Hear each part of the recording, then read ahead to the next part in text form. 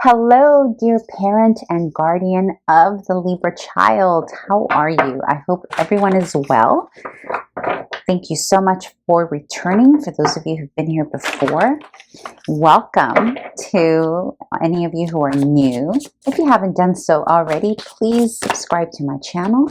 It would help the algorithm very, very much if you did so. Also, just a reminder that you are all welcome here for any age range. So some of you are here for itty bitties. Others of you are here for a little older, like teenager age and everything in between. And that's just fine. You are all welcome.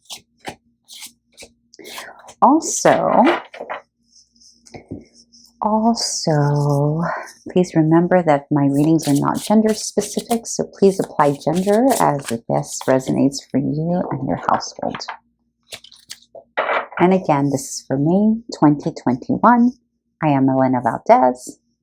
Thank you so much for allowing me to do this reading for you today. Okay, so let's see what's going on with little Libra.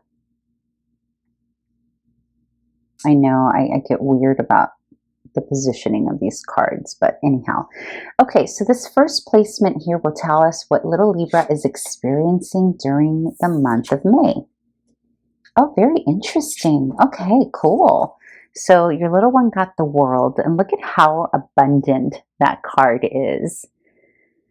That little monster is growing, expanding. And I say little monster because that's literally, these are little monsters in the tarot card. I'm not calling your little one a monster, but I'm sure you know that. Just want to make sure. So isn't like this just adorable? So he's happy. She's vibrating high. She's learning. There's something here in your little one's life that's expanding him or her. Some of you are potentially traveling, which is opening up your little one to new cultures, new ways of being, even if it's a domestic travel. So even if it's a short trip nearby, like an hour away, anything that's different from their everyday life is expanding them somehow.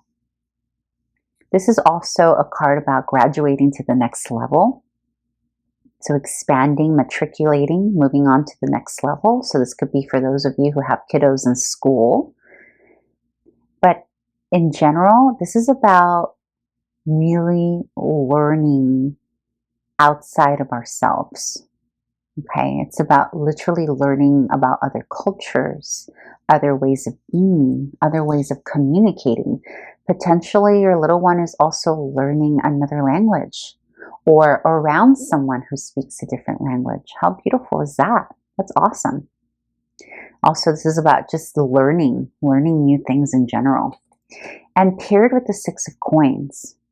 So the Six of Coins is very interesting because on one hand, it teaches reciprocity, but that reciprocity can also include the hierarchy of things, right? So this can be the hierarchy of age range, the hierarchy between classmates and peers and grade levels, right? It can be that maybe he was a senior in middle school and now your little one is a freshman in high school, and there's this dynamic, this switch in hierarchy, right? Like, you know, when we're like important, when we're like the top grade, and then we go into, then we're like the babies or the freshmen of whatever it is that we're moving into, or category or grade level that we're moving into. And I understand that this is going to be very different depending on what part of the world you're tuning in from. But I think you understand, right? It's about recognizing, learning that there are levels of hierarchy and age range, and you know, not always reciprocal, but that those things do exist. And it can also be in their expansion that they're learning this, right? So for those of you who are tuning in for little itty bitty ones, this could be a representation of them learning, you know, the difference between older sibling, middle sibling, younger sibling, and, you know, is there a hierarchy there of power, right? It's a very interesting thing to learn. But also the Six of Coins traditionally is about, the traditional imagery of the Six of Coins shows a rich man giving, poor, I think they're depicted as homeless, more poverty-based people, like he's literally giving them coins on the street. So it represents balancing things, right? So balancing from, the rich giving to the poor and the poor, like that kind of thing. This is not, I don't see this as a rich poor card. I just see it as a balancing of power card. So there's something here that your little one is learning regarding this. It's very interesting. It's very powerful. I see a lot of power behind it.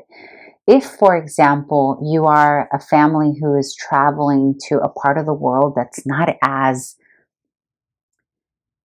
fortunate as wealthier parts of the world, then your child could be learning, right, that there is this imbalance, and that there's a need to give and to balance that out. There's a sense of that. I feel that very strongly. Okay, so let's see. Let's move on here and see what the conflict is during the month of May. Very interesting. Okay, so you've got the Ten of Pentacles and the Sun. These are beautiful cards. So how could they fall in a conflict and challenge position, right? Because they're abundant and beautiful. The Ten of Pentacles is about having everything you need and want. And the Sun is about expressing who you fully are. And I think the reason this is coming up as a conflict is because your little one is seeing this imbalance in the world somehow. There's something that your little one is learning and trying to comprehend. Like there's either he's used to having everything he or she wants, right? And being happy and just being fruitful and vital. And all of a sudden is seeing wait, something doesn't add up. Why do these kiddos not have everything I have, right? It could be the opposite too. It can be your little one comparing himself, yourself, your family to what others have or don't have. Or it could be, well, why does, Billy have XYZ toy and I don't? And they seem to be having fun, but why don't we have that? So it's very interesting. And in whatever way this is turning out or playing out, there's a learning that's happening, and it's an evolved thing. So regardless on what side of the coin you fall on with this energy, your little one is learning from it and is really growing from it. And Libra is about balancing. So you can be witnessing the early teachings of your little Libra that will help him or her move into their energy of being harmonizers, being energy balancers, right? And learning, it looks like your little one is starting to get the first inklings of their teachings to be who they truly are, who they fully are, which is, they are the harmonizers of the zodiac. They are the ones who fight for fairness and equity. They represent all of those things. They represent the scales, right? Balancing the scales. Very, very similar to Six of Coins, balancing. So this is really beautiful. I'd like to know if you care to share to your parent, please comment. Let me know how this is playing out for your little one. Okay, so let's move on here to the what your child needs most from you, dear parent, during the month of May. Now, I want to remind everyone that this is what they need, not necessarily what they want, okay? All right. Ace of Wands and Ten of Swords, yeah. So, very interesting. Okay, so obviously the Ten of Swords is a pretty difficult card to see, but it's beautiful in this position, and I'll explain why. So the Ace of Wands is about coming into your own abilities, right? Of how you can take action and do something differently that you've never done before, right? The ace is the beginning of something. Wands is action. And so here you have this little monster finding out, or kind of figuring out where they have power and where they don't have power, right? Or what they can do to make a difference, what actions they can take. And isn't this just beautiful? It's just so lovely, this card. And then you have the Ten of Swords. And the Ten of Swords is about, there's a bit of, what is that word? Powerlessness, right? So it's quite the opposite. This is about learning to have the power and taking action. This is about powerlessness.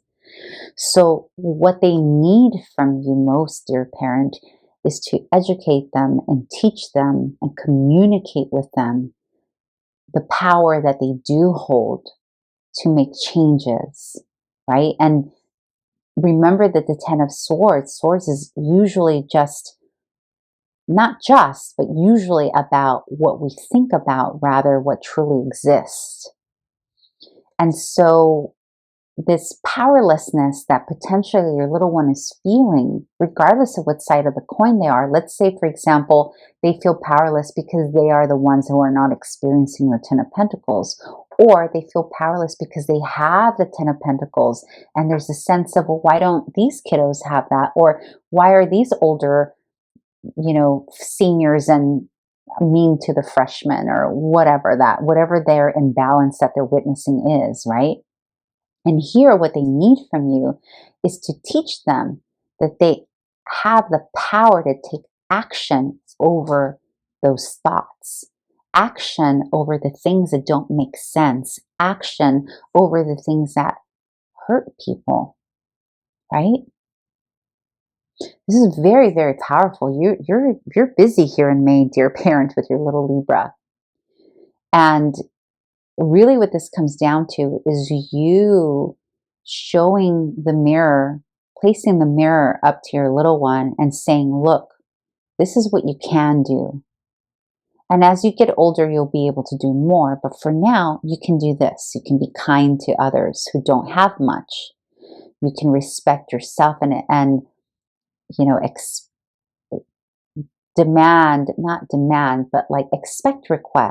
respect from others, regardless if we have or do not have. You're worthy, right? No matter what. In other words, the need here is for you to facilitate, for you to remind a little one, your little Libra, that they do have power, that they can take action. And this action is going to be different depending on the age of your child, right? Little itty bitty ones, you can teach them how to share. Maybe older, you can teach them how to donate clothing to others. Or also, this is about receiving, right? And being willing to receive from others, depending on the side of the coin that you land on. But at the end of the day, it's about knowing that you do have the power to take some form of action, depending on where you are in your plight in life, right? On your journey. So we all have the ability to give back in all levels of our life, right? Just different. It's going to play out different depending on what we're able to do. But the point here is that this is action over mind, action over mind, action over thoughts, power over thoughts, and whatever's plaguing us, right? And also teaching that there's no point in getting stuck in the thoughts of what can be better and what can't be better. There's no point in doing that, but you are powerful enough to take some kind of action, even if it's small, right? Because the ace is small action, small steps, baby steps. Even donating $2, $1 to a cause can help, right? Or picking up that piece of litter on the ground, that one wrapper, that helps. Every one small action accumulates into something bigger. And there's a need here for your little one to be reminded that they are powerful.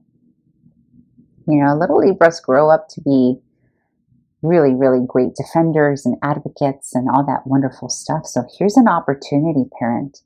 All right, so let's move on to the bonus card. And this bonus card is for your family, dear parent. And this is like a little recommendation, advice, if you will, from the cards, from spirit, from the universe, of something cool you and your family should be doing together here in the month of May. Perseverance. Yes. Oh my gosh, it's so the theme, right? It resonates. So perseverance. So there's something here about together as a family unit, knowing that you can push through. So for those of you who are going through something difficult, this is a reminder that together as a family, you can make anything happen if you pull together, if you get on the same page and persevere together. It's also about teaching your little ones to continue, right, together as a family unit to help others. And it goes back to this powerlessness, right? Any one thing, no matter how small, can help for the greater good. Here, if you see, she has a medal. She has a prosthetic here, right? But she's still running. So she's giving of her energy in the way that she can at this current moment. It goes back. It's a repeating theme. It's a reminder, not just to your little one, but for your entire family. So perhaps you're feeling down on your luck as a family. Well, what can you do in your current quote unquote handicap? Because it's a temporary, right? So currently, this handicap that your family is experiencing, okay, what is something that you can do with that to continue giving back? Or to show that you are not powerless. You are powerful. There's an action you can take here. So it looks like it's not just going to apply to your little Libra. This is something that your entire family needs to do together and feel together and believe together. All right, dear parent. I hope that was helpful. Hope it was useful and that I've been of good service to you today. And yeah, thank you for visiting, and I'll see you back here hopefully in June. Bye.